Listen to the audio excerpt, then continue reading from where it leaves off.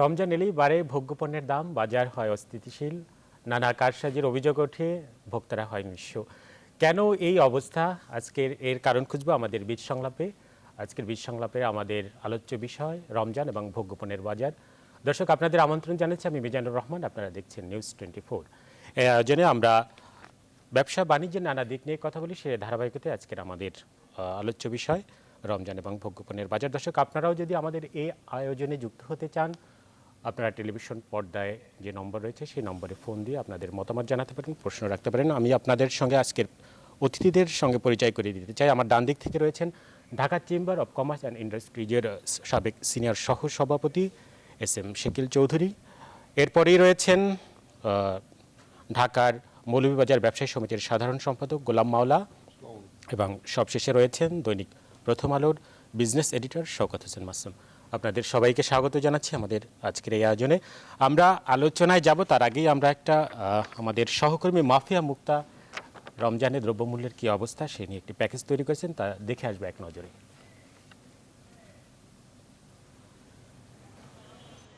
রমজান আসতে আর মাত্র কয়েকদিন, এরই মধ্যে প্রভাব জানান দিচ্ছে বাজার। বেড়েছে বেশ কিছু নিত্যপণ্যের দাম। ক্রেতারা বলছেন রমজান এলে তাদের দিতে হয় বাড়তি দাম। সরকার বাজার নিয়ন্ত্রণের কথা বললেও বাস্তবতা ভিন্ন। মুড়ি কিনতে আসছি, মুড়ি কিনে যে আগে 60 টাকা ছিল, এখন এটা 65-70।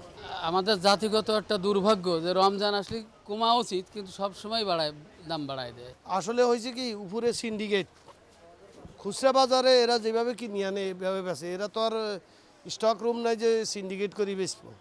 বাজার ঘুরেও মিলছে অভিযোগের সত্যতা। একই বাজারে পাশাপাশি দোকানেই মূল্য তালিকায় দেখা গেল দামের পার্থক্য। সপ্তাহের ব্যবধানে এক একটি পণ্যে বেড়েছে 5 থেকে 10 টাকা পর্যন্ত। খুচরা বিক্রেতারা বলছেন কিনতে হচ্ছে বেশি দামে। মানে রমজান আসার দিকে কিছু মালের দাম একটু সামান্য বাড়ছে আর কি, তেমন বেশি না। তারা বলতে তো হবে না, মাল ভালো মন্দ আছে, রেটটা একরকম আটটা একরকম। খেসারি ডাল গত সপ্তাহ আমরা 75 টাকা বিক্রি করতে পারছি, এই সপ্তাহ হলো 80 টাকা কেজি। চিনির বাজারটা মনে করেন একটা সপ্তাহের ভিতর বস্তাবস্তি 200 টাকা করে বাড়ায় দিল। বাজারের এই অবস্থায় সবার আঙুল পাইকারি বিক্রেতাদের দিকে। দাম নিয়ে গড়িমসি মিলছে তাদের কথায়ও। আমরা তো পাইকারি 80 টাকা বেচতেছি, খুচরা 82 টাকা। রোজার সময় চাহিদা বেশি থাকে, আর এলসিটা এখন কম হইতেছে, তার কারণে রোজা হিসেবে 5 টাকা 10 টাকা এরকম নাকি দিতে পারছি, তো বেশি কিনে আনতেছি, বেশি বেচতেছি। এমন সাইলের বাড়ার কারণে মুড়ির দাম বাড়ছে, আর কিন্তু সামনে যদি কাশিসে বাড়লে সেটা পরে দেখা যাবে। নজরদারির সাথে শাস্তি নিশ্চিত করলে সুফল পাওয়া যেতে পারে বলে মনে করেন ভোক্তা অধিকার সংগঠন ক্যাবের সভাপতি। মূল কারণ হলো ব্যবসায়ীদের অতি মুনাফার লোভ। সত্যিকারে কেউ দুষ্কর্ম করে থাকে তাহলে তথ্য প্রমাণের ভিত্তিতে তাদের বিরুদ্ধে আইনানুগ ব্যবস্থা গ্রহণ করা। আমাদের আবেদন থাকবে সংশ্লিষ্ট কর্তৃপক্ষের কাছে, সংকট যেন সৃষ্টি না হয়। সবার আয় সমান নয়, এজন্য সব দিক বিবেচনা করেই সরকারকে বাজার ব্যবস্থাপনায় বিশেষ নজর দেওয়ার পরামর্শ দিলেন ক্যাব সভাপতি। এই বছরও এই উদ্যোগ গ্রহণ। মাফিয়া মুক্তা, নিউজ 24, ঢাকা। সহকর্মী মাফিয়া মুক্তার প্রতিবেদনটি দেখছিলাম। আমি শুরুতেই যেতে একটু চাচ্ছি মৌলভীবাজার ব্যবসায়ী সমিতির সাধারণ সম্পাদক গোলাম মাওলা আপনার কাছে। আমরা যেটা আমাদের সহকর্মী মাফিয়া মুক্তাও তার প্রতিবেদনে তুলে ধরেছেন যে রমজান ঘিরে অনেক পণ্যের দাম বেড়েছে, 5 থেকে 10 টাকা কেজিতে বেড়েছে। এই চেহারাটা প্রতি বছরই আমরা দেখি যে রমজান কোনো উপলক্ষ, বিশেষ করে রমজান আসলেই দ্রব্যমূল্যের দাম বেড়ে যায়। কেন এই প্রবণতা, আর এবছরের কি অবস্থা আপনাদের যদি মৌলভীবাজারের অবস্থা জানান। ধন্যবাদ আপনাকে। আসলে এই রমজান উপলক্ষে যে দুটো জিনিস আমরা বাড়তি দাম উপলব্ধি করছি, সেটা হলো একটা চিনি আর আপনার ছোলা। চিনির বিষয়টা হলো আপনার যে আমাদের Bangladesh sugar and food industries কর্পোরেশনের যে 18টা উৎপাদনকারী চিনি মিল আছে, সেখানে সারা বছরের প্রোডাকশন দেয় মাত্র 1,30,000 থেকে 1,50,000 টন, যেটা আমাদের স্বাভাবিক এক মাসের চাহিদা। রমজানে আমাদের বাণিজ্য মন্ত্রণালয়ের হিসাব অনুযায়ী 3 লক্ষ টন চিনি এবং 3 লক্ষ টন ভোজ্য তেল আমাদের প্রয়োজন হয়। আমরা সরকার থেকে তেমন কোনো, যারা আমরা পাইকারি ব্যবসায়ী আছি, সরকার থেকে তেমন আমরা চিনির তেমন যোগান একটা পাই না। সরকারি যে চিনিগুলি আছে এগুলি আমাদের সেনাবাহিনী, আমাদের পুলিশ বাহিনী এবং ইদানিং কিছু টিসিবিকে মাল দেওয়া হয়েছে। আর আমাদের যারা নিযুক্ত ডিলার আছে 2 টন 1 টন করে মাসে দিচ্ছে, সে মাল আমাদের এই পূর্বাঞ্চল থেকে বিভিন্ন অঞ্চল থেকে মিল থেকে মাল এনে যে ক্যারিং কস্ট সেটাতে আমাদের ঢাকাতে এটা চলে না। তো আমরা টোটালি 4 লক্ষর মতো আমরা আনুমানিক পাইকারি এবং খুচরা ব্যবসায়ী আছি। তারা টোটালি ডিপেন্ডেন্ট হলাম আমরা আমাদের যে গ্রুপগুলি আছে, যেমন সিটি গ্রুপ দেশের সর্ববৃহৎ চিনি রিফাইনারি, দ্বিতীয়ত আছে আপনার মেঘনা গ্রুপ, চিটং আছে এসএলএম গ্রুপ, আর আপনার দেশবন্ধু এবং ইগলো। তাদের কাছে আমরা যখন মালটা ক্রয় করি তারা আমাদের এসও ইস্যু করে। এসও, সেই এসওটা নিয়ে যখন আমরা এখন মিলে যাচ্ছি, দেখা যাচ্ছে যে 10-15 দিন আপনার মেঘনা গ্রুপের যে ফ্রেশ চিনি সেটার কোনো সরবরাহ ছিল না। দ্বিতীয়ত যে বৃহৎ যে উৎপাদনকারী প্রতিষ্ঠান সিটি গ্রুপ, ওনারও আপনার ক্রুডের মেঘনার ছিল যান্ত্রিক গোলযোগ, আর সিটি তীর মার্কা চিনি যেটা সেটার ছিল আপনার র ম্যাটেরিয়ালের প্রবলেম। যেটা মাননীয় মন্ত্রী মহোদয়ের সাথে যে মিটিংটা হচ্ছে মন্ত্রণালয়, তখন উনি স্পষ্ট ভাষা বলছেন। যেখানে আমরা হোঁচট খাচ্ছি সেটা হলো আমাদের পাইকারি পর্যায়ে চিনির দাম বাড়েনি, কিন্তু চিনিটা যখন আমরা উত্তোলন করতে যাচ্ছি মিল গেটে, সেখানে দেখা যাচ্ছে আমাদের সিরিয়াল মেনটেন করতে হচ্ছে, ট্র্যাক নিয়ে বসে 10 থেকে 15 থেকে 20 দিন আপনার সময় অতিবাহিত হচ্ছে। এই যে আমার 20 দিন 15 দিন ট্র্যাকটা যে ডিটেনশন বসে আছে, সে ট্র্যাকটা আমার একটা ড্যামেজ হচ্ছে। পার ডে যদি আপনার 4,000 টাকা করে হয়, 10 দিনে হচ্ছে 40,000 টাকা। আর আপনার আমার ব্যাংক ইন্টারেস্ট আসতেছে। দ্বিতীয়ত আপনার আমার ব্যবসাটা ক্লোজ হয়ে যাচ্ছে, সংকুচিত হয়ে যাচ্ছে, যে কারণে আপনার খুচরা পর্যায়ে চিনির দামটা অনেক বেড়েছে। তো এটার জন্য আমরা যে এই যে 4 লক্ষ যে ব্যবসায়ী আছি খুচরা এবং পাইকারি, আমি বলবো এরা কেউই দায়ী না। এটার জন্য দায়ী হলো আমাদের যারা উৎপাদনকারী, যারা সরবরাহকারী। কারণ আমরা এই চিনি আমদানি করি না, আমরা উৎপাদনও করি না। এই চিনির একটা কারণ। দ্বিতীয়ত কারণ ছোলার, যেটা আপনার যে ছোলাটা ছিল আপনার $650, $700, $800, আপনার জানেন ইদানিং ডলারের দাম কিছুটা বেড়েছিল। এটা বাংলাদেশ ব্যাংকের সঠিক সময় হস্তক্ষেপ করার জন্য বা বাণিজ্য মন্ত্রণালয় এটা হস্তক্ষেপ করার জন্য ডলারের দামটা হঠাৎ আবার একটা লেভেলের মধ্যে আসছে, তো ও $2 অ্যাবাভ আছে। আপনার যদি বর্তমানে $1,990 অস্ট্রেলিয়ান ছোলা বিক্রি হচ্ছে, যদি কনভার্ট করা যায় দেখা যায় $82 ছোলা আপনার ল্যান্ডিং আসতেছে। এখন প্রশ্ন হলো কিছু কিছু আমদানিকারকের মাল আপনার কম দামেরও আছে। এখন কার কি মাল, কি রেটে মাল আমদানি করলেন, কার কতটুকু কস্টিং, এটাকে দেখভাল করার আমি একজন ব্যবসায়ী নেতৃবৃন্দ, আমার তো এটার ক্ষমতা নেই। সেটার ক্ষমতা হলো অভিভাবক হলো বাণিজ্য মন্ত্রণালয়, সেটা অভিভাবক হলো আমাদের ভোক্তা সংরক্ষণ, সেটা অভিভাবক হলো আমাদের ট্রাইব কমিশন, যে তুমি কি দামে কি রেটে মাল নিয়ে আসছো, তুমি এই কেন এত দামে বিক্রি করতেছো। তা আমরা আপনাদের মাধ্যমে এ পর্যন্ত বহুবার অনুনিবেদন করেছি যে চিনি সরবরাহটা আপনারা নিশ্চিত করুন। চাহিদা তুলনায় যদি সরবরাহ সঠিক না হয় তো অটোমেটিকলি চিনি দাম আরও বেড়ে যেতে পারে। জি, আমি আপনার কাছে আবার আসবো। আমি শাকিল চৌধুরী আপনার কাছে একটু যেতে চাচ্ছি, যে যেটা গোলাম মাওলা বলছিলেন, যে আসলে যেটা উঠে আসছে যে নজরদারির একটা বড় আমরা অভাব দেখি, যেটা ভোক্তা সাধারণ সবসময় বলে থাকেন যে আসলে বাজারে সঠিক মনিটরিং ব্যবস্থা নেই। এই সুযোগে মধ্যসূত্র একটা শ্রেণী আছে যারা পণ্যের দাম বাজিয়ে দেন। আসলে কি অবস্থা, কেন আসলে বাড়ে? আপনাকে ধন্যবাদ। উনি যে কথাটা প্রথমে শুরু করলেন চিনি দিয়ে, তাতে বোঝা গেল যে সাপ্লাই চেনের একটা সমস্যা আছে। উৎপাদন পর্যায় থেকে নিয়ে বিক্রেতার কাছে, মানে খুচরা বিক্রেতার কাছে চিনি পৌঁছার যে যন্ত্রণায়, সেটি সম্পর্কে উনি বললেন। এর সাথে আমি আরও একটা জিনিস যোগ করতে চাই, সেটা হলো যে জবাবদিহিতার ভীতি, এই জিনিসটা সমাজ থেকে কমে গেছে। যারা অনেক ভালো ব্যবসায়ী আছেন তিনি, এবং আমি ধরে নিব সব ব্যবসায়ীরাই ভালো একটা দৃষ্টিভঙ্গি থেকে কাজ করবার চেষ্টা করছেন, তাকে সহযোগিতা করবার জন্য যে নিয়ন্ত্রণকারী প্রতিষ্ঠানগুলো আছে তাদের একটা সুসমন্বয়। রমজান আসবার 2 সপ্তাহ আগে বা 3 সপ্তাহ আগে চিনির ব্যাপারে বা ছোলার ব্যাপারে বা ভোজ্য তেলের ব্যাপারে আপনি সিদ্ধান্ত নিয়ে খুব ভালো কাজ করতে পারবেন না। সে কাজ করতে হলে আপনি, উনি যেটা বলেছেন যে অন্তত 6 মাস আগে এলসি পর্যায় থেকে নিয়ে, যেগুলো ইম্পোর্ট বেসড যেগুলো প্রোডাক্টস আছে সেগুলোকে আপনি এলসি পর্যায় থেকে একটা ক্লোজ মনিটরিংয়ের মধ্যে নিয়ে যেতে হবে, কি করা উচিত, কখন কোনভাবে। আমি রপ্তানিতে প্রণোদনা দিব, নিশ্চয়ই দিব। আমাদের বৈদেশিক মুদ্রা আহরণ হচ্ছে, ব্যবসার সুযোগ সৃষ্টি হচ্ছে, আমদানি পর্যায়েও যে প্রয়োজনীয় যে ভোক্তাদের যে সামগ্রীগুলো আছে, এবং বিশেষ করে রমজান মাসে কিন্তু উনি চিনির কথাটা যে বললেন যে প্রায় ডাবল কনজামশন হয়ে যায়। এর কারণটা হচ্ছে রমজান মাসে ইফতারের সময় অনেকেই একটু শরবত খান, এখানেই চিনির প্রয়োজনটা বেড়ে যাচ্ছে। ছোলা খান, ইফতারের সময়টাতে বেড়ে যাচ্ছে। তেলটা ব্যবহার হয় আপনার বেগুন ভাজি করবার জন্য, তো বেগুনের দামটা উনি বলেন না, আমি জানি না এর মধ্যেই হয়তো বেড়ে যাবে। কারণ এই যে প্রক্রিয়া আর দৃষ্টিভঙ্গিগত একটা পরিবর্তন আমাদের সকলের সামগ্রিকভাবে না হলে এটা হবে একটু না। আমরা আপনার কাছে আবার আসতেছি, একজন দর্শক আছে আমাদের সঙ্গে, একটা ফোন নিব। যে দর্শক, আপনি কোথা থেকে বলছেন, আপনার নাম বলে প্রশ্ন করুন। আমি সাধারণ কবি ব্যবহার নোয়াখালী থেকে। আমার প্রশ্ন MS সেক্রেটারির কাছে, যে রমজান, শবে বরাত বা কোরবানি ঈদ উপলক্ষে দেশে পর্যাপ্ত খাদ্যশস্য কিন্তু মজুদ আছে এই সয়াবিন তেল থেকে, কিন্তু এগুলো আপনারা এর আগে রমজানের 2 মাস আগে থেকে এসব করা হচ্ছে কেন? যেমন বাংলার ঢাকা চেম্বারের সভাপতি ছিলেন আনিসুদ্দিন, যিনি এখন এসিআই চেয়ারম্যান, উনিও প্রেসিডেন্ট ছিলেন।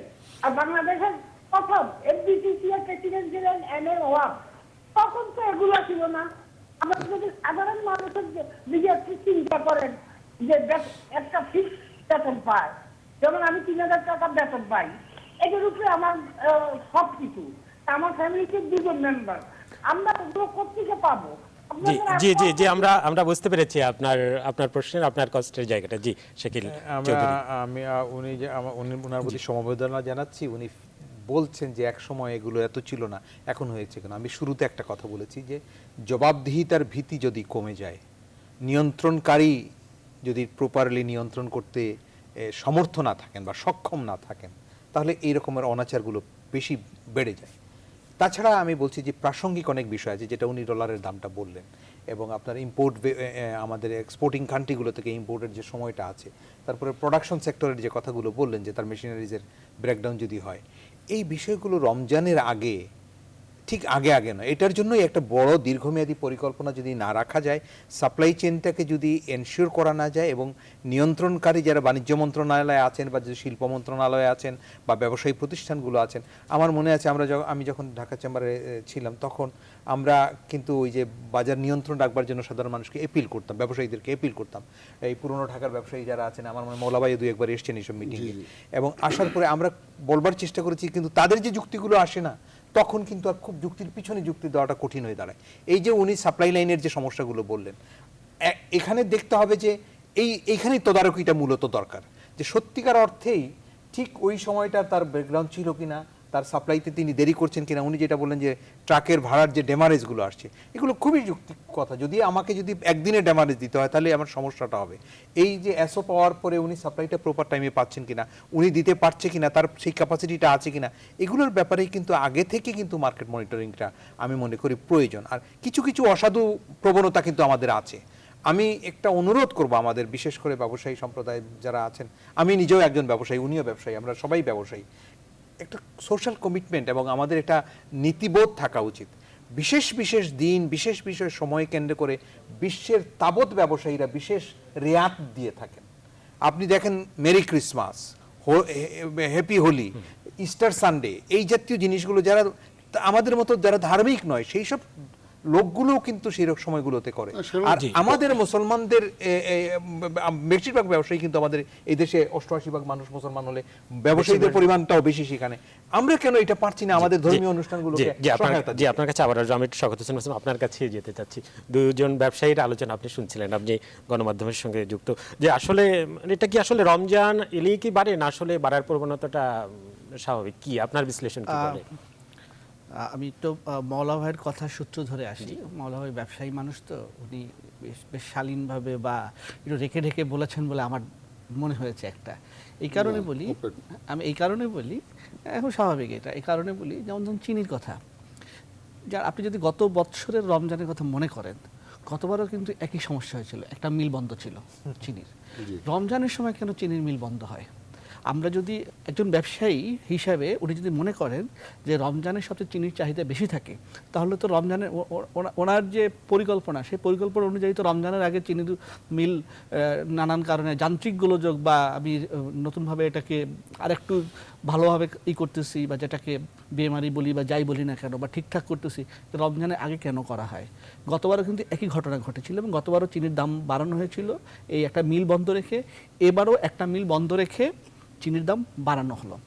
আমার প্রথম প্রশ্ন যে এটা কি ইচ্ছাকৃত কিনা, বা একবার ঘটলে মনে করি ঠিক আছে, এটা কোনো কারণ হয়ে যেতে পারে। প্রতি বছর যখন ঘটতে থাকে তখন কিন্তু একটা সন্দেহ থেকে যায়। সুতরাং এখানে একটা বড় ধরনের নজরদারির সমস্যা রয়ে গেছে, এবং বন্ধ হওয়ার পরেও যখন বাণিজ্য মন্ত্রণালয়ে একটা বৈঠক হলো, বৈঠকে যখন জানানো হলো এটা, তখন কিন্তু জিনিসটাকে মোটামুটি একটা সুশীঘ্রই চালু করে দিবে, আমরা এক সপ্তাহের মধ্যে চালু করে দেবো, এটা সিটির ইসের পক্ষ থেকে বলা হলো, এই যে ফ্রেশের পক্ষ থেকে বলা হলো। তারপর বন্ধ। আমি যদি বলি যে ধরেন আমি এক সপ্তাহ যদি আমি একটা ক্রাইসিস তৈরি করি, এই এক সপ্তাহে যদি 6 টাকা 5 টাকা 4 টাকা যাই বাড়ুক না কেন, যদি বাড়ানো হয়, তা আপনি হিসাবটা করেন, পার কেজি যদি 4-5 টাকা বাড়ে, ওই এক সপ্তাহের যে ব্যবসা করে ফেললো। সুতরাং আমি মনে করি যে আমার সন্দেহ, আমি মানে একদম কনফার্ম বলবো না যে ইচ্ছাকৃতভাবে বন্ধ হয়েছিল, আমার সন্দেহ এটা ইচ্ছাকৃতভাবে কোনো না কোনোভাবে এটা করা হয়েছে, এবং এর সঙ্গে নানান গ্রুপ এর মধ্যে সংশ্লিষ্ট আছে, এবং তারা লাভবান হয়েছেন এই 1 সপ্তাহ 2 সপ্তাহের মধ্যেই, ব্যাপক লাভবান। এই যে ব্যাপক লাভবান হয়েছে। এই অজুহাতে কিছু কিছু মিল উৎপাদনকারী প্রতিষ্ঠান আছে, তারা এই যে তাদের রেডি মাল মজুদ আছে, তারা এসো কি করতেছে আপনার 200 টাকা বেশি দামে বাজারের মধ্যে দিচ্ছে, যে ফার্স্ট কাম ফার্স্ট সার্ভ। জি গোলাম মাওলা, আমরা একটু চট্টগ্রামে যেতে যাচ্ছি। জি, আমরা একটু চট্টগ্রামের খাতুনগঞ্জ সবচেয়ে বড় পাইকারি বাজার, সেখানে আমাদের সহকর্মী নয়ন বড়ুয়া জয় আছেন। আমরা একটু খাতুনগঞ্জের চিত্র দেখবো। যে জয়, আপনি আমাদের সঙ্গে যুক্ত আছেন, যে সবচেয়ে বড় পাইকারি বাজারে আছেন। আসলে খাতুনগঞ্জের কি অবস্থা? রমজান সামনে রেখে সবচেয়ে বড় পাইকারি বাজারে ভোগ্যপণ্যের দাম কি বেড়েছে? আর যদি বেড়ে থাকে, এর কারণ হিসেবে ব্যবসায়ীরা কি বলছেন?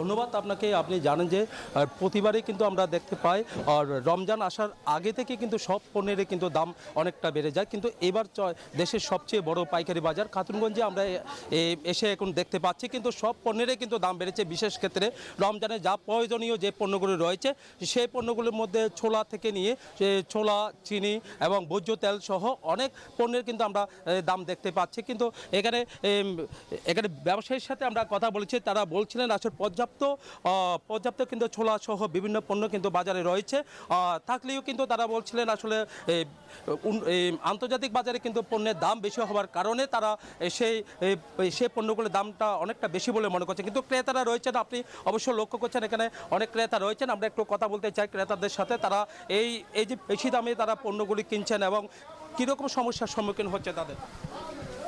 বর্তমানে চনার দাম স্থিতিশীল অবস্থায় আছে। বর্তমানে গত বছর যে চনা আপনার ছিল 95 টাকা ছিল, সেই চনা বর্তমানে 78-80 টাকার মধ্যে ভালো মানের চনা পাওয়া যাচ্ছে।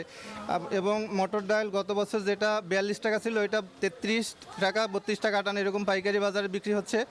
এবছর চালের বাজারটা খুবই বেশি, যেটা ক্রেতা সাধারণত খুবই সমস্যার মধ্যে পড়তেছে।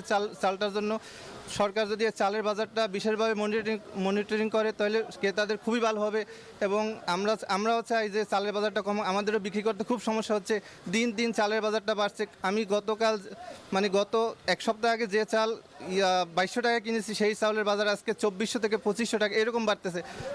আমি বলতে চাই যে সরকার যদি ভালোভাবে মনিটরিং করে এবং এটা দেখাশোনা করে, তাহলে অবশ্যই ক্রেতা সাধারণ উপকৃত হবে এবং আমরাও ভালোভাবে বিক্রি করতে পারবো। চিনির বাজারটা মোটামুটি স্থিতিশীল অবস্থায় আছে। মটর ডাল। ধন্যবাদ আপনাকে। আমরা আরও অনেক ক্রেতা রয়েছেন, আমরা আপনার থেকে জানতে চাই আসলে পাইকারি বাজারের চেয়ে খুচরা বাজারে কীরকম প্রভাব পড়েছে বলে মনে করেন, এবং দামটা পাইকারি বাজার চেয়ে ডিফারেন্স কতটুকু বলে মনে করেন? পাইকারি বাজার এবং খুচরা বাজার ডিফারেন্স যতটুকু থাকার দরকার ততটুকু আছে, কিন্তু অন্য বছরের তুলনায় এবছর সহনীয় পর্যায়ে আছে বলে আমি মনে করতেছি। আমি আজকে সকাল থেকে খাতুনগঞ্জে বাজার করতেছি, অনেক টাকার বাজার করেছি। গত বছর রমজান মাসে যেই দ্রব্যমূল্যের ছিল, তুলনামূলকভাবে এবার যথেষ্ট পরিমাণে সহনীয় পর্যায়ে আছে। দুই একটি জিনিস হয়তো দ্রব্যমূল্য যেগুলো আমাদের নিত্য প্রয়োজনীয়, বিশেষ করে চিনি এবং চালে, দুইটা জিনিসের ঊর্ধ্বগতি, এবং বিশেষ করে চালে আমাদেরকে বেশি ভোগান্তি দিচ্ছে, এবং চাল ছাড়া অন্যান্য বাজার ছোলা বলেন, ডাল, খেসারি সবগুলো মোটামুটি সহনীয় পর্যায়ে আছে। আমরা আজকে সকাল থেকে সারাদিন এখানে বাজারে আসি এবং বাজার করতেছি আমার জন্য। ধন্যবাদ। আমরা কথা বলেছি আসলে অনেক ক্রেতাদের সাথে, তারা বলছিলেন আসলে ছোলা চিনি সহ কিন্তু দাম বাড়লে কিন্তু সবচেয়ে বেশি সমস্যার সম্মুখীন হচ্ছে চালের কথা আমাদেরকে জানিয়েছে। কিন্তু আমার পাশে রয়েছেন কিন্তু চট্টগ্রাম খাতুনগঞ্জ ব্যবসায়ী সমিতির সভাপতি, ওনার সাথে আমরা সোলাইমান বাদশার সাথে আমরা কথা বলতে চাই। আসলে ছোলার দাম সহ বিভিন্ন পণ্যের দাম এত বেশি কেন? ধন্যবাদ সবচেয়ে জনপ্রিয় টেলিভিশন আপনার নিউজ 24-কে। আসলে আন্তর্জাতিক বাজারের উপর ডিপেন্ড করে এই চাকতাই খাতুনগঞ্জের ব্যবসা বাণিজ্য, এটাও আন্তর্জাতিক বাজারের একটি অংশ। যেমন আমরা গত জানুয়ারিতে যে শিপমেন্ট দেওয়া হয়েছিল ছোলা, অর্থাৎ তখন ডলারের মূল্য ছিল আপনার 78 টাকা 80 পয়সা, এবং ফেব্রুয়ারিতে এসে সেটা হয়েছিল 79 টাকা 80 পয়সা। যখন আমাদের পণ্যটা 2 মাস বা 3 মাস পর যখন সেটা পোর্টে আসলো, তখন আমরা পেমেন্ট ছাড়ছি, পেমেন্ট তখন দিতে হয়েছিল 84 টাকা 58। তাহলে ডিস্টেন্স হয়ে গেল প্রায় 6 টাকা। 6 টাকা মানে 1 কেজি পণ্যের উপর যদি 80 টাকা হয়, তাহলে ওই পণ্যের উপর 6 টাকা অতিরিক্ত আমাদের কোস্টিংয়ের মধ্যে পড়েছে। তবে আমরা ওই কোস্টিংয়ে ধরে আমরা মাল বিক্রি করতেছি। তবে বর্তমান আন্তর্জাতিক বাজারে যেই ছোলা আমরা 810 টাকায় 10 ডলারে করেছিলাম, বর্তমানে সেটা এখন $1000 বা $1020 মধ্যে হচ্ছে। তবে আমরা এই বর্তমানে এই আগের যেই নিয়মে আমরা ক্রয় বা আমাদের কোস্টিং হয়েছিল সেই নিয়মে আমরা বিক্রি করতেছি, কিন্তু বর্তমানে হিসাব করলে আরও বেশি দামে বেচতে হবে। যাক, সেটা পরের কথা। কিন্তু ব্যবসায়ীরা ইতিমধ্যে আমরা প্রতিটা পণ্যের আমরা মনিটরিং করতেছি। আমাদের ব্যবসায়ী সংগঠন থেকে আমরা 5 জন আপনার কমিটি গঠন করেছি, এবং আমরা প্রতিটা পণ্যের এবং প্রতিটা ব্যবসায়ীদের আমরা তদারকি করে যাতে পণ্যের বাজার অস্থিতিশীল যেত না হয়, এবং জেলা প্রশাসক মহোদয় যে রেট দিয়েছিল তার মধ্যে আমরা বিক্রি করার চেষ্টা করতেছি। এরপরে আমরা ব্যবসায়ীরা চরমভাবে আতঙ্কিত বর্তমানে আপনার রেক্সিন বস্তা নিয়ে। সেটা সরকারের উচিত ছিল বা প্রশাসনিক কর্মকর্তাদের একটা পরিসংখ্যান নিয়ে কতগুলো আমাদের বস্তার অর্থাৎ চটের বস্তার প্রয়োজন সেটা দেখে তারপর সেটার একটা ব্যবস্থা গ্রহণ করা। হঠাৎ করে যে জরিমানা বা জেল জুলুম যে একটা আতঙ্ক সৃষ্টি হয়েছে, এখন পণ্য পরিবহনে সংকট সৃষ্টি হচ্ছে, এবং বিভিন্ন জায়গায় পণ্য পরিবহন এটা মহা একটা সংকট হয়ে যাবে। আমার মনে হয় এইটা বন্ধ করা উচিত, এবং 6 মাসের বা 1 বছরের বা একটা সময় দেওয়া উচিত, এবং কোন কোন পণ্যের মধ্যে প্লাস্টিক করা উচিত এবং কোনটার মধ্যে সালার করা উচিত সেটা বিবেচনা করা উচিত। যেমন অনেক ল্যাবরেটরির মনিটরিং যারা করে এরা জানবে মসুর ডাল কতদিন লাগলে একটা রেক্সিংয়ে ভালো থাকবে বা ছটের মধ্যে ভালো থাকবে। ঠিক অনুরূপভাবে অন্য ডালের বিষয়ে সেটা চিন্তা ভাবনা করে সিদ্ধান্ত নেওয়া উচিত ছিল। কিন্তু আজকে আমরা চাকতাই খাতুনগঞ্জ সহ আমরা বাংলাদেশের প্রতিটা অঞ্চল থেকে খবর পাচ্ছি যে পণ্য পরিবহনের কোনো একটা অনীহা প্রকাশ করছে এবং আসতে চাচ্ছে না। এই যদি অবস্থা হয় তাহলে সাধারণ ক্রেতা বা এই যে পণ্যের একটা অস্থিতিশীল সৃষ্টি হবে। ধন্যবাদ। আমরা এতক্ষণ ধরে কথা বলেছি আসলে ব্যবসায়ী নেতাদের সাথে এবং খাতুনগঞ্জ ব্যবসায়ী সমিতির সভাপতি সোলাইমান বাদশার সাথে। তিনি বলেছিলেন আসলে আন্তর্জাতিক বাজারের দাম বৃদ্ধির কারণে কিন্তু এখানে দামটা অনেকটা বেশি বলে মনে করেন, কিন্তু আস্তে আস্তে কমতে শুরু করেছে বলে মনে করছেন। কিন্তু খুচরা বাজারের কথা যদি আমরা বলতে যাই, খুচরা বাজারে যে পাইকারি বাজারে যে দামটা বেড়েছে, যে দামটা কমতে শুরু করেছে, কিন্তু তার কোনো প্রভাব আমরা দেখতে পাচ্ছি না খুচরা বাজারে। তো খুচরা বাজারে তারা এখানে যারা ক্রেতা রয়েছে তারা তাদের অভিযোগ রয়েছে, তারা যেন জেলা প্রশাসনের মনিটরিং ব্যবস্থা জোরদার করার কথা বলেছেন। তো এই নয়ন বড়ুয়া জয়, আপনাকে অসংখ্য ধন্যবাদ। সহকর্মী নয়ন বড়ুয়া জয় জানিয়েছিলেন। আমরা আলোচনায় ফিরবো, আবার একটা ছোট্ট বিরতিতে। হ্যাঁ, আমার কথা মাওলা ভাই বললেন, কিছু কথা সমর্থন দিলেন, আরো ভালোভাবে বলতে পারবেন। আমি আরেকটা কথা বলি, আমরা একটা ছোট্ট বিরতি এসে আপনার কাছে আলোচনায় ফিরবো। জি দর্শক, বীজ সংলাপে এই পর্যায়ে ছোট্ট একটা বিরতিতে যাচ্ছে, আমাদের সঙ্গেই থাকুন।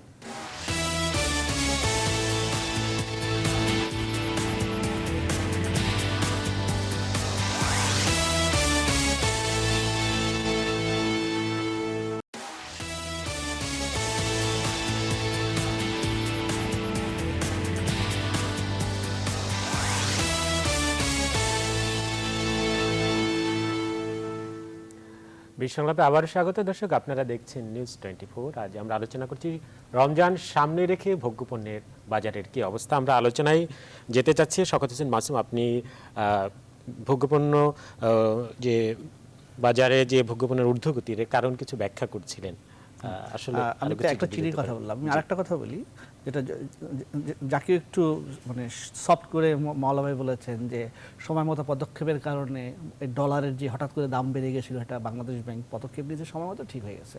আমি মনে করি না সময় মতো পদক্ষেপ বাংলাদেশ ব্যাংক নিয়েছে। আমি এটা ব্যাখ্যা করি যেমন ধরেন গত 2-3 বছর ধরে ডলারের দাম কিন্তু মোটামুটি বাংলাদেশ ব্যাংক মানে পরোক্ষভাবে চাপ দিয়ে হলেও পরোক্ষভাবে ব্যবস্থা নিয়ে এটা কিন্তু 79 টাকা একটু উপর নিচ করে রেখেছিল। এর মধ্যে দেখেন এক্সপোর্টাররা বারবার বলতেছিল যে ডিভ্যালু করার জন্য করা হয় নাই, রেমিটেন্স কমে যাচ্ছে, সেখান থেকে একটা দাবি উঠেছিল যে একটু ডিভ্যালু করুক, ডলার দাম একটু বাড়িয়ে দেওয়া হোক, সেটা করা হয় নাই। চীন যখন পরপর 2বার ডিভ্যালু করার পর যখন সারা বিশ্বের প্রভাব পড়লো, তখনও আমরা ডিভ্যালু করি নাই। হ্যাঁ, কিন্তু হঠাৎ করে কি হলো যে ডলারের দাম 79 টাকা থেকে 84-85 টাকা হয়ে গেল। হ্যাঁ, কেন হলো? বাংলাদেশ ব্যাংকের নজরদারি জানতো না। যারা ব্যবসা করছিলেন, আমরা একাধিক ব্যবসায়ী অনেক দিন ধরে, এটা একদিন দুদিনে হয় নাই, এটা কিন্তু টানা কয়েকদিন ধরে এটা চলছিল এবং এটা বাড়ছিল সমানে। ব্যবসায়ীদের সঙ্গে আমাদের বেশ কয়েকজনের কথা হয়েছে, চিটাগাং ভিত্তিক, ঢাকা ভিত্তিক। ওনারা একসময় বলতেছিলেন যে আপনারা একটু লেখেন, তাহলে যদি কিছু একটা হয়। বিশেষ করেন যখন পত্রপত্রিকায় লেখা শুরু হলো, তারপরের দিন বাংলাদেশ ব্যাংক ব্যবস্থা নিল। সুতরাং এটা সময় মতো হয় না, এর মধ্যেই যা হওয়ার হয়ে গেছে। কি হলো? একটা হচ্ছে কিছু পণ্য ওই সময় যারা ব্যবসায়ীরা পণ্য আনছিলেন, ধরেন আমি যদি প্রতিদ্বন্দ্বী হই একজনের, আমি আনলাম 79 টাকায়, মাওলা ভাই আনলো ওই 7 দিনের মধ্যে পড়ে গেল, মাওলা ভাইয়ের পণ্য চলে আসলো পোর্টে, উনি দিচ্ছেন 85 টাকা পার ডলারে।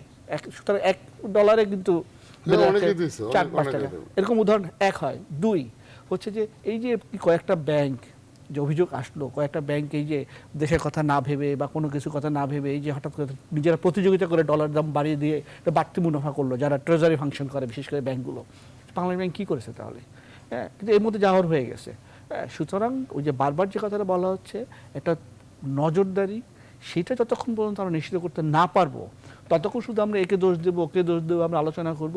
কিন্তু দেখেন যে প্রতি রমজানের আগে এবার কিন্তু আন্তর্জাতিক বাজারে ছোলা ছাড়া কোনোটাই কিন্তু খুব একটা সমস্যা ছিল না, সব ছিল না। তারপরে দেখেন এই সমস্যাটা হয়েছে, এখনো নাই।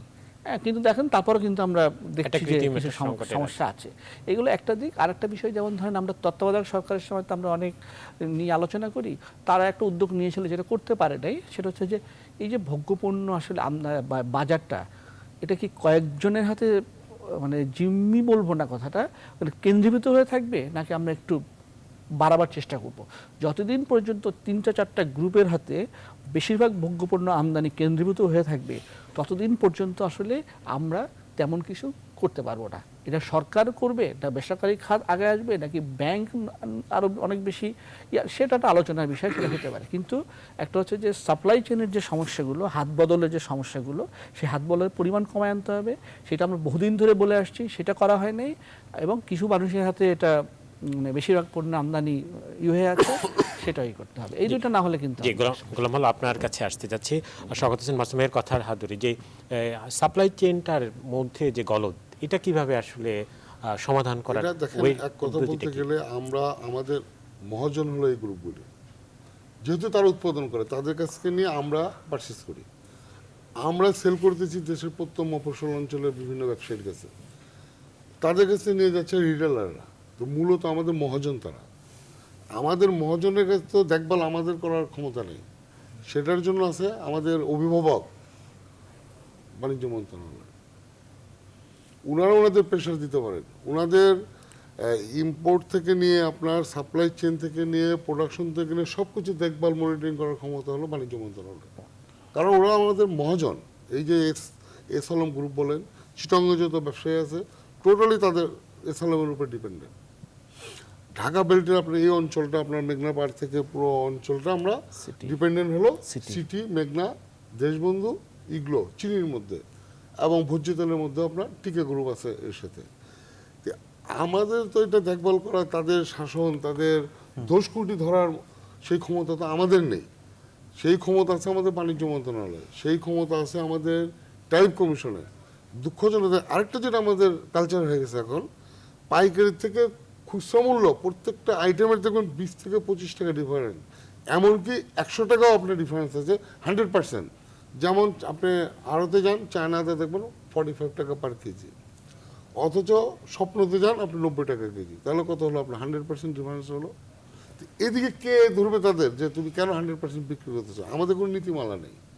তা আমি আপনার মাধ্যমে আজকে কয়েকদিন যাবত আমি বলে আসছি বিভিন্ন মিডিয়াতে যে যেহেতু রমজান খুব সন্নিকটে, এখন এই নীতিমালা, এই উৎপাদন বাড়ান, এই মিল করেন সরকার, এগুলি করে রাতারাতি এগুলি হেলিকপ্টার দেয় না, করতে পারবে না। এখন যেটা প্রয়োজন, যদি এই যে আমরা কাদের ছেড়ে রিটেলের কাছে যাবেন, তুমি এত দামে বিক্রি করতেছো কেন? আমি পাইকার থেকে বেশি কিনে নিয়ে আসছি। আমাকে এসে আপনি জিজ্ঞেস করলেন, আমি বললাম মিল থেকে আমি বেশি দামে কিনে নিয়ে আসছি। এই যে আমরা একে অপরের যে উপরে দোষারোপ করতেছি, এইটা থেকে বাঁচার জন্য আমি সেদিন বাণিজ্য মন্ত্রী মহোদয়কে বলছি, আপনি এটাকে একটা মেমো সিস্টেম করেন যে আমি আমার মিল মালিক থেকে মাল কিনে আমাকে যেন পাকা রিসিট উনি প্রদান করেন, আমার কাছে যে পারচেস করবে আমি যেন তাকে পাকা রিসিট প্রদান করি। বাণিজ্য মন্ত্রণালয় হোক, আমাদের জেলা প্রশাসক হোক, সিটি কর্পোরেশনের হোক, যে একটা মনিটরিং কমিটি চাইবার মাত্র যেন সেই মেমো প্রডিউস করতে পারে এবং জবাবদিহিতা থাকবে। ধন্যবাদ। আপনার কাছে আসবো। আমি একটু ময়মনসিংহ যেতে চাচ্ছি। আমাদের সহকর্মী সৈয়দ নোমান আছেন সেখানকার একটি বাজারে। সৈয়দ নোমান, আপনি হয়তো আমাদের আলোচনা শুনছিলেন যে ময়মনসিংহে আমরা এর আগে খাতুনগঞ্জের অবস্থা দেখেছি, সবচেয়ে বড় পাইকারি বাজারের অবস্থা। তো ময়মনসিংহের কি অবস্থা? আপনি যে বাজারে আছেন সেখানে রমজান সামনে রেখে দ্রব্যমূল্যের দামের কি পরিস্থিতি দেখছেন?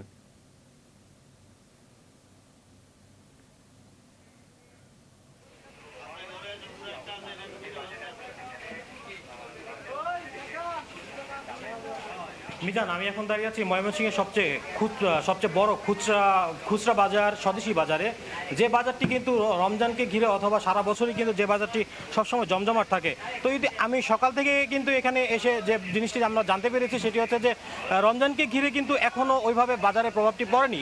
তবে কিছু কিছু জিনিসপত্রের রমজানের যে নিত্য প্রয়োজনীয় যে জিনিসপত্র আছে সেগুলো কিন্তু দাম কিছুটা বেড়ে গিয়েছে ইতিমধ্যে। তো এর মধ্যে কিন্তু ছোলার বুট, রসুন, পেঁয়াজ, মুসুরের ডাল, বিশেষ করে ছোলার দামটা কিন্তু মারাত্মক হারে বেড়ে গেছে। তো আমি কথা বলেছি এখানকার স্থানীয় ক্রেতা এবং বিক্রেতাদের সাথে। তারা আমাকে যেমনটি জানিয়েছেন যে বাজারে সঠিক পাইকারদের কারণে এই বাজারটি আজকে বেড়ে গেছে। তবে তারা এই জন্য ইতিমধ্যে কিন্তু জেলা প্রশাসক আপনার ডেকেছেন বাজার সমিতির প্রেসিডেন্ট এবং সেক্রেটারিকে। তো আমি এখন কথা বলবো একজন খুচরা বিক্রেতার সাথে। উনি আমাদের আসলে কি কারণে দাম বেড়ে যাচ্ছে এবং গত সপ্তাহের সাথে এবার এই সপ্তাহের কি পার্থক্য আছে সেটি আমাদের জানাবেন। আসসালামু আলাইকুম। আমাদের গত সপ্তাহ আর এই সপ্তাহ কোনো দাম বাড়ে নাই। সাধারণ মোটামুটি আপনার ছোলা ছিল আপনার 80 টাকা, এখন 82 টাকা ছোলা হয়েছে। খেসারি ডাল 70 টাকা, আগেও ছিল এখনও ছিল। যা বাড়ার আপনার রমজানের আগেই বাইরে গেছে, এখন বাড়েও নাই কমেও নাই। ধন্যবাদ। উনি যেমনটি দাবি করছেন যে আসলে দাম বাড়েনি, কিন্তু আমি ক্রেতাদের সাথে কথা বলে জানতে পেরেছি তাদের কিন্তু দাবি যে তারা আসলে এই বাজার করে ইতিমধ্যে কিছুটা বেশি দামে বিক্রি করেছে। তো ইতিমধ্যে একজন রমজানের বাজার কিন্তু কমপ্লিট করেছেন। আমি এখন তার সাথে কথা বলবো যে বাজারের কি অবস্থা, আপনারা কেমন দামে বাজার করলেন? আসলে বাজারের যে নিত্যপণ্য জিনিসের দাম একটু তুলনামূলকভাবে আগের চেয়ে রমজান উপলক্ষে একটু বেশি মনে হচ্ছে আমার কাছে। ছোলার দাম একটু বেশি, বিশেষ করে চিনির দামটা অত্যাধিক বেশি, প্রায় 70 টাকার মতো কেজি। আগে ছিল যেটা 60 টাকার মতো। ছোলার দাম 70 টাকা থেকে এখন 80-85 টাকা করে ছোলার দাম নিচ্ছে। রমজানে বিশেষ করে রমজান আসলেই প্রতিবারই দাম বেড়ে যায়। তবে সেই তুলনায় অন্যান্য রমজানের চেয়ে এবার সামান্য একটু স্থিতিশীল, তবে কিছু জিনিস একটু বেশি। সেই বেশি জিনিসগুলোর প্রতি যদি সরকার একটু দৃষ্টি দেয়, একটু মনিটরিং করে, তাহলে আমার মনে হয় এই বাজারের যে ঊর্ধ্বগতি সেটা সঠিকভাবে নিয়ন্ত্রণ করা সম্ভব হবে। সরকার একটু এদিকে নজর দেওয়ার জন্য। ধন্যবাদ। উনি যেমনটি বলছিলেন যে সরকারের নজরদারিতার কিন্তু উনি প্রত্যাশা করছেন। তবে আমি যদি আপনাকে একটা জিনিস জানিয়ে রাখি যে গত সপ্তাহে কিন্তু এলাচ বিক্রি হয়েছে 1050 টাকা কেজি, এই সপ্তাহে এসে কিন্তু হয়েছে 1260 টাকা কেজি। জিরা কিন্তু 320 টাকা ছিল, এবার সপ্তাহে এসে কিন্তু হয়েছে 360 টাকা কেজি। তো আমি আরেকজন ক্রেতার সাথে কথা বলবো, উনি কেমন দামে বাজার করছেন এবং কি কারণে বাজারের দাম বাড়ছে বলে মনে করছেন উনি। জি, আমি কিনতে এসে দেখলাম যে চিনির দামটা অনেক বেড়ে গেছে। চিনি, পেঁয়াজ ছিল গত সপ্তাহে 22 টাকা 23 টাকা কেজি, এখন 30 টাকা কেজি। আর বুটের দামও অনেক বেড়ে গেছে। তো ওনারা যেমনটাই বলছেন যে দাম যেহেতু দাম যেভাবে বাড়ছে, হয়তো রমজানের আগে সে দামটা আরও চূড়ান্ত পর্যায়ে বেড়ে যাবে। এবং কিন্তু আপনার পাইকারি এবং খুচরা বিক্রেতার যারা খুচরা বিক্রেতার সাথে কথা বলছি, তারা কিন্তু পাইকারি বিক্রেতাদের সাথে অজুহাত দিচ্ছেন, কিন্তু আসলে এর কিন্তু মরার ঘা হচ্ছেন কিন্তু আসলে সাধারণ ক্রেতারাই। জি সৈয়দ নোমান, আপনাকে অসংখ্য ধন্যবাদ আমাদের সঙ্গে যুক্ত হওয়ার জন্য।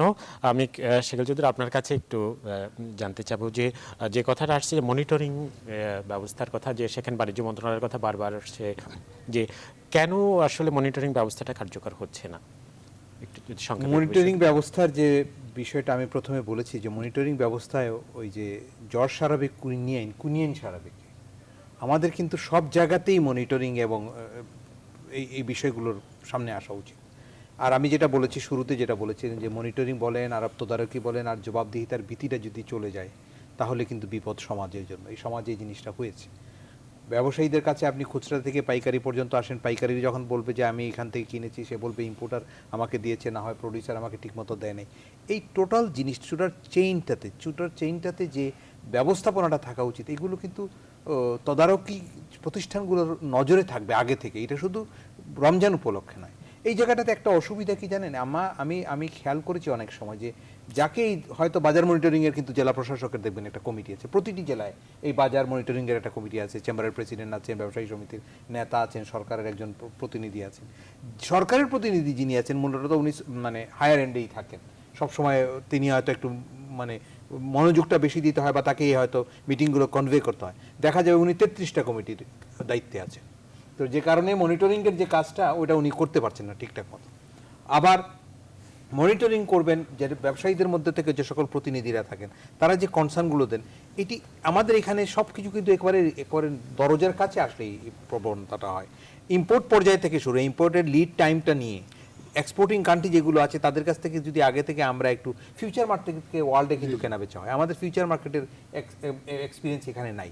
ফিউচার মার্কেট কিনলে কিন্তু বাংলাদেশ এবং সমাজটা উপকৃত হতো। সরকারের অনেক ভালো ভালো কর্মসূচি সরকার গ্রহণ করছেন, কিন্তু মানুষকে যে খাওয়ানো পড়ানোর যে ভোগের যে বিষয়গুলো আছে, বিশেষ করে প্রয়োজনীয় যে ভোগ যেটা আর কি, সেই ভোগের ব্যাপারে যে বিষয়গুলোর যে প্ল্যানিং, পরিসংখ্যান, আমার এই যে উনি বলছিলেন যে 1.5 লক্ষ টন আমার প্রোডাকশন হয়, আমার 3 লক্ষ টন লাগে, এই 3 লক্ষ টনের যে 1.5 লক্ষ টন অর্ধেক যে গ্যাপ আছে, এটা মিট আপ করবার জন্য কিন্তু আমি গত 1 বছর যাবতই কিন্তু বাণিজ্য মন্ত্রণালয় আছে, ওনারা ব্যবসায়ীরাও আছেন, ইম্পোর্টারও আছে, ব্যাংকও আছে, ওই এক্সপোর্টিং কান্ট্রিও আছে, আমাকে আউটসোর্সিং করতে যেত। তো অস্ট্রেলিয়া থেকে যদি ছোলা বুটের দাম বেড়ে যায়, আমি কেন অন্য জায়গা থেকে, তাজাকিস্তান থেকে চেষ্টা করছি না, অন্য জায়গা থেকে চেষ্টা করি।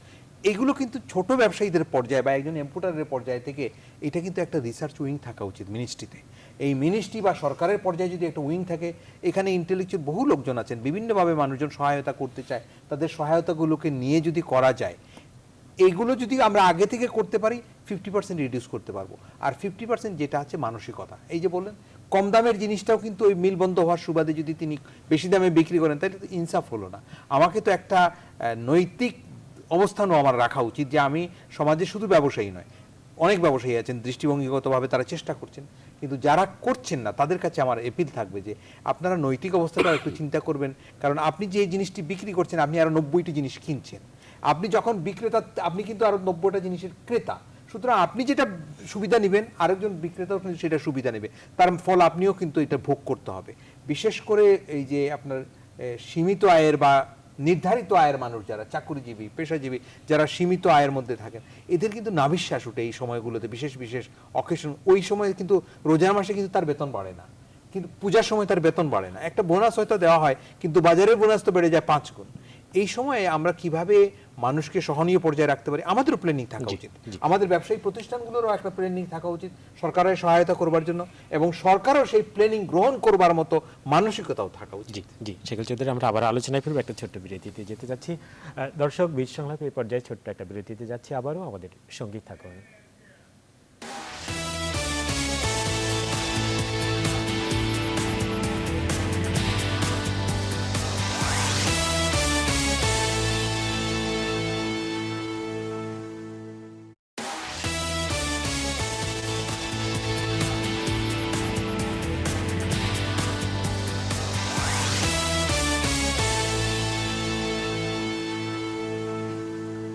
দর্শক বিশ্বভাবে আরও একবার স্বাগত। আপনারা দেখছেন নিউজ 24। আজ আমরা আলোচনা করছি রমজান সামনে রেখে ভোগ্যপণ্য বাজারের কি অবস্থা, সে নিয়ে আমরা আবারও সরাসরি আলোচনায় যেতে চাচ্ছি। আমরা খুব বেশি সময় পাবো না, স্বাগত হোসেন মাসুম আপনার কাছে যেতে চাচ্ছি। আসলে অনেক দিকই আপনার আলোচনা উঠে এসেছে। আসলে রমজান সামনে রেখে কেন বাজার ঊর্ধ্বমুখী হয়, আসলে সমাধানটাও তো জরুরি। প্রতি বছর শুধু আমরা আলোচনাই করি যে কেন এরকম ঊর্ধ্বমুখী হচ্ছে, অনেক কারণই উঠে আসে, কিন্তু সমাধানের আসলে কার্যকর পদ্ধতিটা কি? না, সমাধানটা তো আমরা যেহেতু বেশিরভাগ ক্ষেত্রেই আমদানির উপর নির্ভরশীল, সুতরাং আমাদের অন্যের উপরে নির্ভর হয়ে থাকতে হচ্ছে। সে বেশিরভাগ ক্ষেত্রেই দেখা যাচ্ছে। সুতরাং আমাদের অন্যরা কি করছে, অন্যান্য দেশে উৎপাদনটা কোন পর্যায়ে আছে, কোথাও একটু বেশি খরা হচ্ছে কি না, কোথাও উৎপাদন ভালো হচ্ছে কি না, কোথাও গম একটু নষ্ট হয়, কোথাও হয়তো ছোলা একটু সমস্যা হয়, কোথাও হয়তো চিনি ভালো উৎপাদন হয় না। সুতরাং এগুলো এখন তথ্য পাওয়া কোনো কঠিন কোনো কাজ না। আপনি একজন মওলা ভাইয়ের মতো বড় ব্যবসায়ী বাদ দেন, আপনি একটু আরও ছোট ব্যবসায়ীর দিকে যান, তারাও কিন্তু বলে দেবে ইন্টারন্যাশনাল মার্কেটে কোথায় কী অবস্থা। কিন্তু এখনকার দুনিয়ায় তথ্য পাওয়া কোনো ব্যাপার না। আসলে ব্যবসায়ীরা কিন্তু ঠিকই জানেন, যিনি গমের ব্যবসা করেন তিনি ঠিকই জানেন যে রাশিয়ার বা অস্ট্রেলিয়া কোথায় গমের কী সমস্যা হয়েছে, বা আমি তাহলে বিকল্প বাজারটা কী। সুতরাং সেই অনুযায়ী কিন্তু তিনি তার পরিকল্পনা করেন। তখন আবার এর মধ্যে এক ধরনের ব্যবসায়ী হয়তো আছেন যারা আবার এইটাকে কেন্দ্র করে এটা লাভ বেশি করার চেষ্টা করেন, যে হয়তো ছোলার সমস্যা হচ্ছে, গমের সমস্যা হচ্ছে। ব্যবসায়ী যদি এত কৌশল করতে পারেন বা কৌশল জানতে পারেন বা তথ্য জানতে পারেন, তথ্য জেনে কৌশল করতে পারেন, তা সরকারের না জানা কোনো কারণ নেই। সুতরাং এখানে একটা ব্যাপার আছে, সদিচ্ছার একটা ব্যাপার আছে, আপনি জিনিসটা চান কি না। আমি কি সাধারণ ভোক্তার কথা ভেবে বাজারটা ঠিক করব, নাকি আমি কিছু ব্যবসায়ীকে সুযোগ দিব যাতে তারা বেশি মুনাফা করতে পারেন, তাতে আরও কেউ লাভবান হন, আমি কি সেদিকে যাব। সুতরাং আপনার পথ দুইটা, এখন এই দুইটা পথে আপনি যেটা বেছে নেবেন সেটাই হবে। আমার কথা এটাই। সুতরাং সরকার ঠিক করুক যে তিনি কোন পথে যাবেন। জি, গোলাম মাওলা আপনি কি বলবেন? আসলে আমরা যদি বলি যে বাজার সহনীয় রাখতে চাই, বিশেষ করে আমাদের বলা হয় যে সংযমের মাস রমজান, অথচ সেই সময় দিকে অনেক কিছু। আমি তো বলবো যে আমরা এফবিসিসি এর পক্ষ থেকে তত্ত্বাবধায়ক সরকার আমলে একটা রেট ফিক্সড করে দেওয়া হয়েছিল। এখন একদিকে চিন্তা করবেন মুক্তবাজার অর্থনীতি, একদিকে বলবেন যে ব্যবসায়ীরা ব্যবসা করবে, সরকার চালাবে, আবার কোনো কিছু দাম বাড়লে ভ্যাট নেবেন, ডলারের দাম ঊর্ধ্বগতি হয়ে গেল। কিছু ব্যাপারও দেখতে হবে আপনার, যেমন পেঁয়াজের দামের কথা বললেন যে পেঁয়াজের দাম বেড়ে গেছে, কিছু বাড়বে। এগুলি হলো সিজনাল কাঁচামাল, এসেনশিয়াল কমোডিটি, এগুলির মধ্যে একদমই কাঁচা, এগুলি হতেই পারে। তো আপনার অযৌক্তিক যেটা বাড়ছে আপনার চিনি, এটা আমি বললাম টোটালি অযৌক্তিক, কারণ এখানে আপনার চিনি দাম বাড়ার কোনো যৌক্তিকতা নাই। সরকার যে পদক্ষেপ টিসিবির মাধ্যমে কার্যক্রম চালাচ্ছে, এটা কি কোনো ভূমিকা রাখছে? মাল নিয়ে আসছে, টিসিবি তো সেই নিজে কোনো আমদানি করেন নেই। টিসিবি কখনো আমাদের গ্রুপগুলির কাছ থেকে কিনছে ভোজ্য তেল, চিনি, আবার কখনো চিনি নিয়ে আসতেছেন আপনার Bangladesh sugar and food industry কর্পোরেশনে, মরার মধ্যে খাওয়ার আগে আপনার ওনার 1,30,000 টন চিনি আছে, ওনার কাছে নিচ্ছে। এটা কি সমস্যার সমাধান হবে না? সমস্যার সমাধান হবে আলোচনার ভিত্তিতে। এই বিল মালিকগুলি যখন, এই যে আমরা বারবার মিডিয়াতে বলতেছি, বিভিন্ন পত্র পত্রিকাতে ঢালাওভাবে আছে, 15-20 দিন যাবত বলতেছি, প্রবলেমগুলি so and so, this and that আঙুল দিয়ে দেখাই দিচ্ছি। আপনার সেখানে তাদের ডেকে নিয়ে আলোচনা করতে হবে, যেটাকে আপনার আরবিতে বলে মাসোয়ারা। আল্লাহ রাসূল বলছে তুমি যে যাই করো বেশি বেশি মাসোয়ারা করো। আর এখন তথ্য প্রযুক্তির যুগ, আপনি এক ক্লিক মারবেন, আপনার সারা ওয়ার্ল্ডের চিনি বাজার কী আছে এবং আগামীতে কী হবে 5 বছর পরে, সেই ইনফরমেশনও পাচ্ছেন। তো অতএব এই রমজান আসলেই আমাদের নিজের কাছে খুব দুঃখজনক লাগে যে প্রত্যেকবার রমজানের মধ্যে আপনার হই রই কোনো না কোনো আইটেম নেওয়া হয়। কেন হবে? এখন এত ইনফরমেশন টেকনোলজি এত আপনার উপরে চলে গেছে আপনার, এখন এগুলি আমরা যদি আলু বাগুন আর পেঁয়াজ আর তেল আর ছোলা নিয়ে আমাদের জাতি চিন্তা করে, আপনার মিডিয়ারা চিন্তা করেন, সুশীল সমাজ চিন্তা করে, তাহলে আমরা অন্য বড় কিছু আমরা একটু শাকিল চৌধুরী আপনার মাধ্যমে আজকে আমরা আলোচনা শেষ করতে চাচ্ছি। আসলে আমরাও, আপনিও বলেছেন মনিটরিং এর কথা বলছেন, কিছু সমাধানের কথা বলেছেন, আবার অন্য দেশের বিশেষ করে বড় উৎসবের সময় যে বড় ধরনের ছাড় থাকে পণ্যের, বিভিন্ন এক্সাম্পল তুলেছেন। আসলে আমাদের দেশেও আমরা চাই সেটা সেরকম কিছু একটা কার্যকর হোক। আসলে এজন্য বলছি আমি, সকল পক্ষীয় উদ্যোগ যদি না থাকে, এককভাবে সরকার যদি চায় পারবে না, কারণ সরকারকে চাপ দিবে উৎপাদনকারীকেও যদি সরকার চাপ দিতে চায় সেটাও পারবে না, তারও সীমাবদ্ধতা আছে। ব্যবসায়ীদের সুবিধা অসুবিধাগুলো দেখতে হবে। যেমন ডলারের দাম বেড়ে গেছে, উনি একটা কথা বলছিলেন, বাংলাদেশ ব্যাংক তো প্রতিদিন মনিটর করতে পারছে, সেটা কেন 4 দিন গ্যাপ গেল? এই ডলারের দাম কেন বাড়লো? এই জবাবদিহিটা কে কোথায় করবে? আমি বিশ্বের যত উন্নত দেশ আছে, যারা মানে কি বলা যায়, যত বেশি কমিটেড নেশনস আছে বা যারা জনগণের প্রতি দায়বদ্ধ, প্রত্যেকের কিন্তু ওয়াচডগ সিস্টেমটা আছে। খালি এই প্রশাসনিক যে সিস্টেমের মধ্যেই কি ওয়াচ নয়, এই যে জবাবদিহিতা নিশ্চিত করা। 5 দিন পর্যন্ত ডলারের দাম যে হুই হুই করে বেড়ে গেছে, এই 5 দিন আমি দেখিনি কেন, প্রথম দিন আমি কেন এটাকে অ্যাড্রেস করি নাই, এই কথা জিজ্ঞেস করবারও তো কিন্তু লোক থাকা উচিত। এই ওয়াচডগ ন্যায়পাল বিভিন্ন প্রতিষ্ঠান বিভিন্ন দেশে এগুলো আছে, যে কারণে এগুলো তাদেরই মনিটরিংগুলো আছে।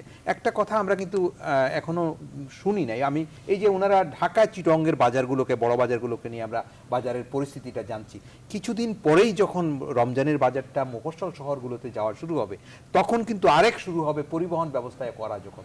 সেই জায়গাটাও কিন্তু এখন থেকে কিন্তু আমি বলবো সরকার এবং যারা দায়িত্বশীল আছেন, নজরদারি আইন শৃঙ্খলা বাহিনী, তাদের কিন্তু ওই শস্যের মধ্যে ভূত আছে, অস্বীকার করবার উপায় নাই। আমরা সকলেই আমরা মিলেই সমাজ, আমাদেরকে দেখতে হবে এই পরিবহন ব্যবস্থায় যেন অরাজকতা না আসে, তাহলে কিন্তু এই দামগুলো কিন্তু আরও বেড়ে যাবে। এবং এন্ড ইউজারের যে ভোক্তা, যিনি ক্রেতা, এই 2 কেজি 5 কেজি যিনি কিনছেন, তার উপরে কিন্তু এই মফস্বল শহরে এগুলো ক্যারিং যখন শুরু হবে, পদে পদে যে অন্যায্য অনেক রকমের টোল আদায় করা, এইগুলো যদি বন্ধ না হয়, দৃশ্যমান অদৃশ্যমান, পত্রপত্রিকা অনেক সময় আমরা দেখেছি টোতা দিয়ে, টোকেন দিয়ে টাকা পয়সা সংগ্রহ করা হয় পরিবহন থেকে বা ব্যবসায়ীদের কাছ থেকে। ব্যবসায়ীদেরকে প্রোটেকশন দিতে হবে, তার দুঃখটা শুনতে হবে, এবং শোনার পরে ব্যবসায়ী যদি না শুনেন, তাহলে সেটার জন্য যে কোনো ব্যবস্থা নিতে তো আমরাও তো চাই এটা হোক। জি জি, এমএস শাকিল চৌধুরী এবং গোলাম মাওলা, স্বাগত জানাচ্ছেন আপনাদেরকে। ধন্যবাদ আমাদের আজকের এই আয়োজনে যোগ দেওয়ার জন্য। দর্শক, আজকের বিট সংলাপ আমরা এখানেই শেষ করতে চাচ্ছি। আমাদের সঙ্গে থাকার জন্য অসংখ্য ধন্যবাদ।